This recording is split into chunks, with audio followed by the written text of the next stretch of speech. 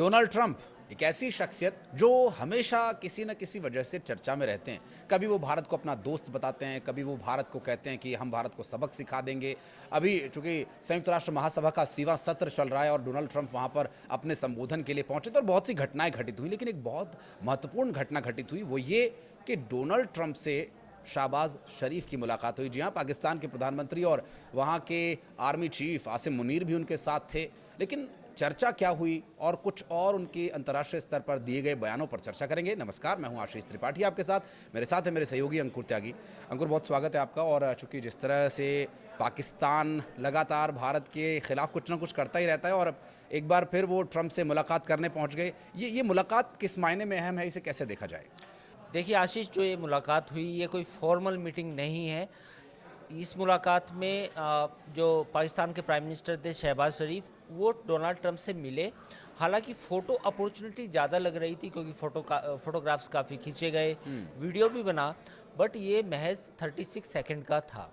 कोई वैसी formal talk अभी तक नहीं हुई है, लेकिन अगर होती है, हो भी सकती है, मैं इसका डिनाई नहीं कर रहा हूँ कि अगर ये आज शाम तक या कल सुबह तक कोई मीटिंग होती है तो वो एक सिग्निफिकेंट होगा, वो देखने लायक होगा कि क्या बातचीत होती है और डोनाल्ड ट्रंप क्या कहते हैं। देखिए, फ़िलहाल जो डोनाल्ड ट्रंप का जो पूरा फोकस है, आपने यूएन असेंबली का भाषण भी सुना होगा, उसमें पूरी स्पीच में उन्होंने यही बात कही कि अमेरिका का पूरा फोकस रशिया को कंटेन करने का है, यानी कि रशिया को दबाना है ताकि वो जो यूक्रेन युद्ध है वो ख़त्म हो जाए। डोनाल्ड ट्रंप ने जैसा कहा भी कि मैंने पूरी दुनिया में करीब 6 जंग जो थी वो रोक दी, तो लेकिन जो रूस और यूक्रेन की जो लड़ाई है ये डोनाल्ड ट्रंप के लिए इज्जत का सवाल बन गई है। तो इस इज्जत के लिए वो पाकिस्तान से भी बात कर सकते हैं, इंडिया को कुछ पोक करने के लिए, और भारत पर तो दबाव बनाने की उनकी रणनीति रही है। लेकिन भारत ने अब तक कभी उनके बयान के बाद कभी इस तरह की प्रतिक्रिया, खास करके प्रधानमंत्री नरेंद्र मोदी के अगर हम बयान देखें तो वो जो भी बोलते हैं उसके समतुल्य ही जवाब दिए जाते हैं। लेकिन अभी कुछ जो ऐसी चाइना को, फिर भारत को, वो ये कह रहे हैं कि रूस से आप अगर एनर्जी ले रहे हैं, चाहे वो फ्यूल के माध्यम से हो, चाहे गैस एनर्जी के माध्यम से हो, अगर आप लेते रहेंगे तो फिर आप रूस यूक्रेन युद्ध को वित्त पोषित करो। ये बहुत गंभीर आरोप है, क्योंकि हर देश की अपनी नीड है, उन्हें जहाँ सस्ता मिलेगा वो वहाँ से लेंगे। फिर ट्रंप को इससे क्या प्रॉब्लम है? देखिए, कहीं ना कहीं मुझे लगता है कि इस मामला कहीं ना कहीं ये सुलझ सकता है। मार्को रूबियो के साथ बातचीत हो रही है भारत की, और अमेरिका के जो एडवाइज़र हैं उनके साथ भी भारत सरकार ने कहीं ना कहीं डिप्लोमेटिकली एंगेज करने की कोशिश की है। तो ये एक बड़ा एक मूव है कि देखते हैं कि आने वाले समय में भारत जो एनर्जी वाला मसला है इसको कैसे सुलझाता है। जहाँ तक आपकी बात है, ये बात सही है कि एनर्जी को लेके ही लड़ाई है। बेसिकली अमेरिका का पूरा फोकस ये है कि रूस किसी तरह इस युद्ध में संघर्ष विराम के लिए मतलब तैयार हो जाए। क्योंकि देखिए, कल भी और परसों भी और 20 तारीख को भी रूस ने लगातार बॉम्बार्डमेंट किया है यूक्रेन पे। करीब 450 ड्रोन अटैक किए, ड्रोन भेजे गए, 40 मिसाइलें दागी गई, और जो इलाका था सुमी और जो आसपास का जो इलाका था उस पर और कब्जा कर लिया है। आपने डोनाल्ड ट्रंप की स्पीच देखी होगी जिसमें उन्होंने कहा है कि जो यूक्रेन का इलाका रूस के कब्जे में जा चुका है वो यूक्रेन का है।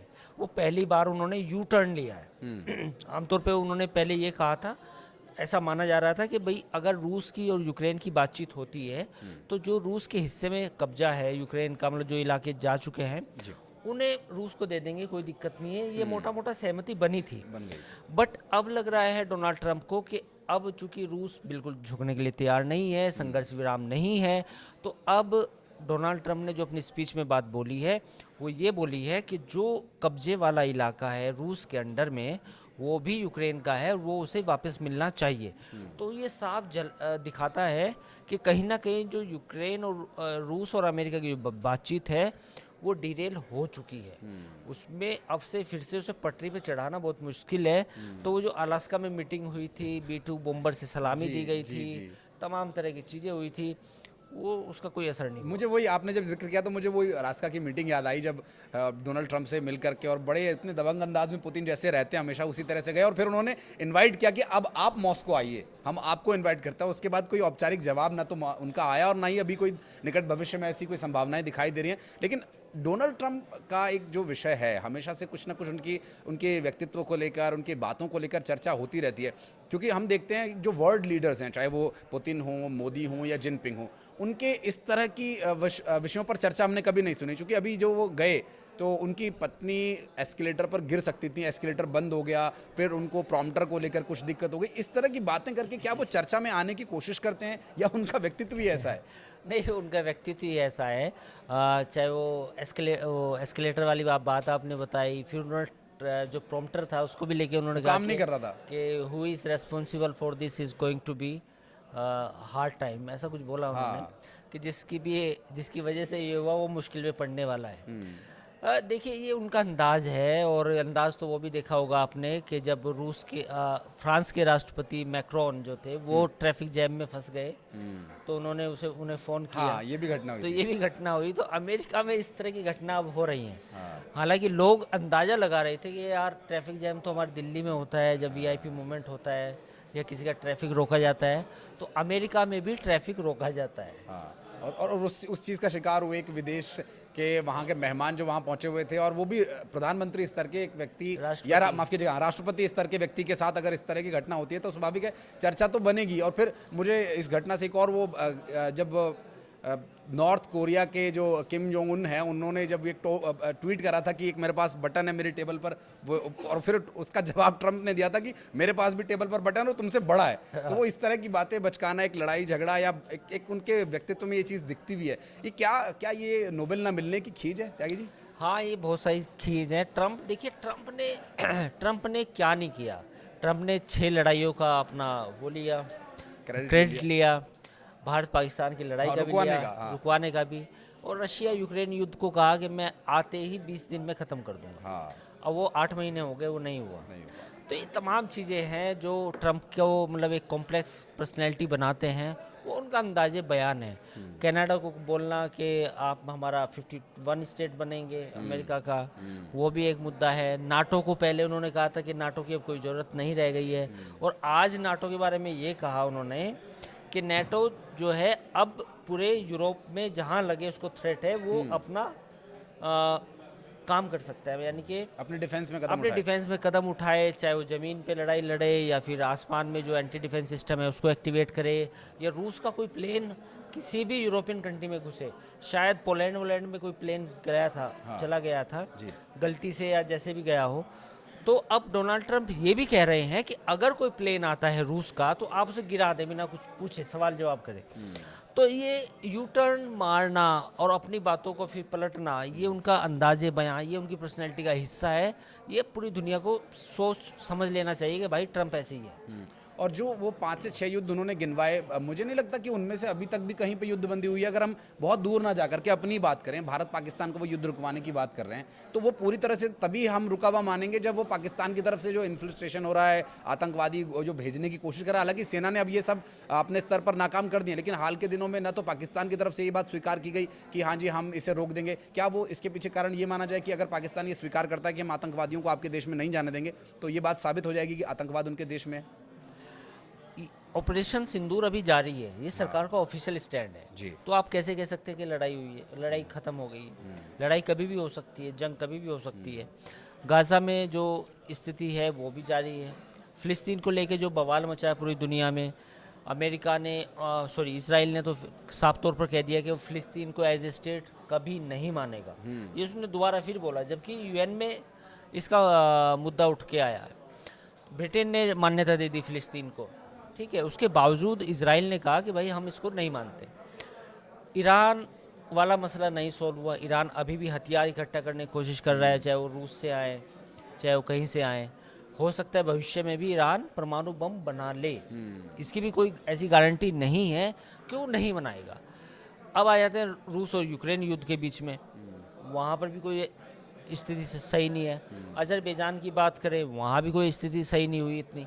तो ठीक है, ट्रंप लेना चाहते हैं, ले सकते हैं, बट जो ग्राउंड रियलिटी है वो अलग है। वो आप माने या ना माने, ये बात अलग है कि उनके बयान हेडलाइंस बनते हैं और ट्विटर पर ट्रेंड करते हैं, लोग उनके बारे में बात करते हैं, पर उसकी वजह अमेरिका है क्योंकि वो अमेरिका के राष्ट्रपति है। लेकिन जो सच्चाई है वो सच्चाई ये है कि अभी भी दुनिया में जो क्योस है वो है, क्योस कहीं भी ख़त्म नहीं हुआ है। लेकिन इस बारे में जब हम चर्चा करते हैं तो डोनाल्ड ट्रंप के व्यक्तित्व के अलावा कुछ और बातें भी जो बहुत ज़रूरी हो जाती हैं जानना, वो ये कि डोनाल्ड ट्रंप के जब एक बयान से जो आपने यूटर्न वाली बात कही, तो वो किसी व्यक्ति के लिए एक तरफ तो वो कहते हैं कि बहुत हमारे अच्छे दोस्त हैं, जैसे कि अभी आपने जिक्र किया रूस यूक्रेन युद्ध का, तो उन्होंने बोला था कि पुतिन से मेरे बहुत अच्छे संबंध हैं। फिर वो दूसरी तरफ कहते हैं कि हम रूस का प्लेन आए तो आप गिराइए। तो ये इस तरह की बातें, क्या वो ये नहीं अपने स्तर पर उसकी विचार कर पाते कि इस तरह के बयान से अंतर्राष्ट्रीय उनके स्तर पर छवि या उनकी बातों की साख गिरेगी, या फिर ये कोई स्ट्रैटेजी है उनकी जिससे उन्हें ये लगता है कि उनकी देश भर में पूछ होगी? ये उनकी स्ट्रेटजी है। अगर जिन लोगों को लगता है कि ट्रंप ऐसे बयान क्यों देते हैं, तो उसकी वजह ये है कि ये उनकी स्ट्रेटजी का हिस्सा है।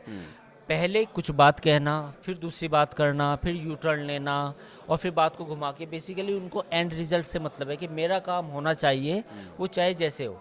अब रूस पुतिन की तारीफ करना वो उनकी नेगोशिएशन की स्किल है। वो कहते हैं कि पुतिन आप महान हो, आप अच्छे नेता हो, तो वो चाहते हैं कि पुतिन इस बात को वैसे ग्रहण करे। थोड़ी देर में फिर ये बोल देना 2 महीने के बाद कि रूस का कोई प्लेन है, गिरा देना। तो ये उनकी स्ट्रेटजी का हिस्सा है। उन्होंने बहुत दिन पहले एक किताब लिखी थी, how to make a deal, है ना।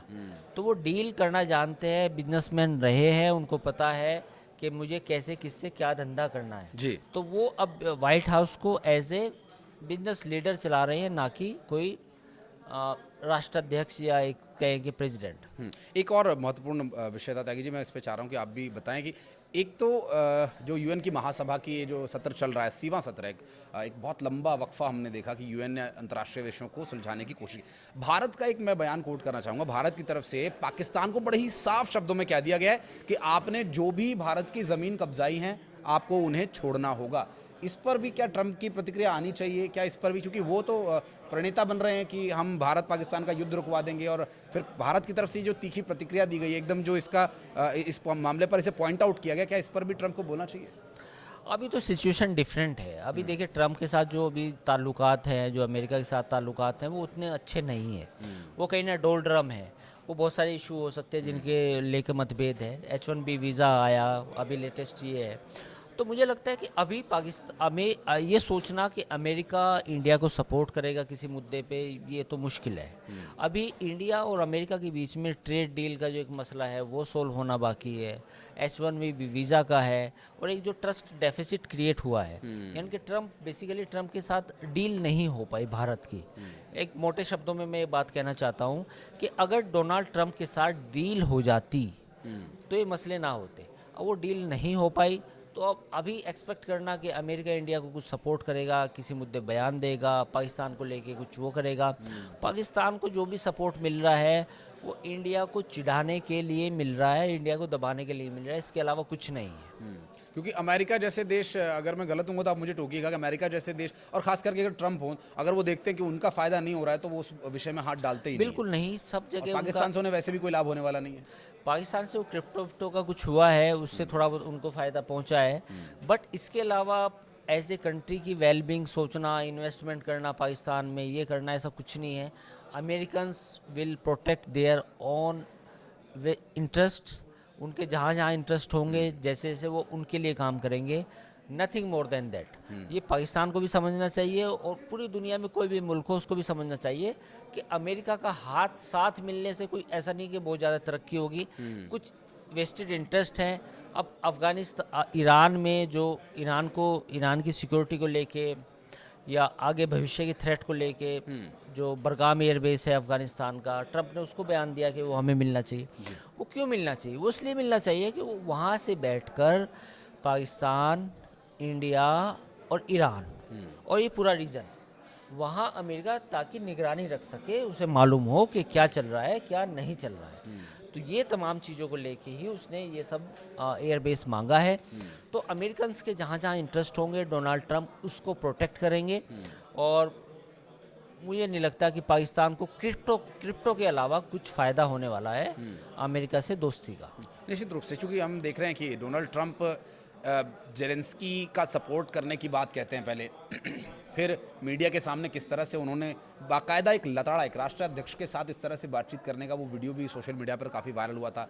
फिर वो एक तरफ कहते हैं कि हम उनका साथ देंगे, दूसरी तरफ इस तरह की बात करते हैं। शहबाज शरीफ को अभी मिलने के लिए जो समय मिला या नहीं मिला वो भी एक तरह की इंटरनेशनल बेइज्जती हो रही है पाकिस्तान की। तो अपनों का या जिसको वो अपना कहते हैं, इजराइल के विषय में भी अभी आपने जो जिक्र किया कि इजराइल वो कह रहा है कि हम फ़लस्तीन को देश नहीं मानते, उस पर भी अमेरिका का बहुत कोई क्लियर स्टैंड नहीं है। नहीं, एक क्लियर है कि उन्होंने हालांकि अमेरिका ने खुल के नहीं बोला, पर अमेरिका का जब तक फ़िलिस्तीन को लेके क्लियर स्टैंड नहीं होगा तब तक मुश्किल है कि फ़िलिस्तीन का एक एज ए कंट्री मतलब डिक्लेयर होना। लेकिन जो अभी हालात हैं, अब तो हालात और भी ख़राब हो गए हैं। आप ये देखिए कि गाज़ा को पूरी तरह से एक तरह से चारों तरफ से उसको कंट्रोल कर लिया गया है। वेस्ट बैंक का भी काफ़ी हिस्सा इजराइल के पास है अब। तो आज की डेट में मुझे लगता है कि फ़िलिस्तीन की जो रियलिटी है वो बहुत मुश्किल है, कागज़ों पे है, लेकिन असल में जो फ़िलिस्तीन के लिए आज से 25 से 30 साल पहले जो स्थिति थी वो ज़्यादा बेहतर थी। आज के हालात में फ़िलिस्तीन का बनना मुझे तो मुश्किल लग रहा है। उसकी वजह ये है कि इजराइल में जो एंटी फ़िलिस्तीन जो एक सेंटिमेंट है और जो नैरेटिव है वो ज़्यादा स्ट्रॉन्ग है। और गाज़ा के फॉल आउट के बाद, यानी कि अगर गाज़ा पूरी तरह साफ़ हो जाता है और यहाँ की आबादी भी कहीं माइग्रेट कर जाती है, उसके बाद तो इजराइल लगता नहीं कि इजराइल फ़िलिस्तीन को वापस बनने देगा। जी, निश्चित रूप से, चूँकि कुछ इसमें भारत के भी अहम विषय हैं, लेकिन हम चूँकि समय की कमी है इसलिए हम इस विषय को अभी यहीं विराम देते हैं। लेकिन भारत के इस तरह के विषयों पर बातचीत करने के लिए मैं फिर से चाहूँगा कि आप समय निकालें हमारे साथ बातचीत करने के लिए। अंकुर जी, बहुत बहुत धन्यवाद हमारे साथ बातचीत करने के लिए। तो दोस्तों, ये जो विषय है भारत का अंतर्राष्ट्रीय स्तर पर, आपको क्या लगता है कि आप भारत को अंतर्राष्ट्रीय स्तर पर कहाँ देखना चाहते हैं और भारत की जो इन दिनों भूमिका है वो कितनी मजबूत आपको नजर आती है? इस बारे में अगर आप कुछ कहना चाहें तो कमेंट सेक्शन में आपका मोस्ट वेलकम है। बहुत बहुत शुक्रिया इस वीडियो को अंत तक देखने के लिए।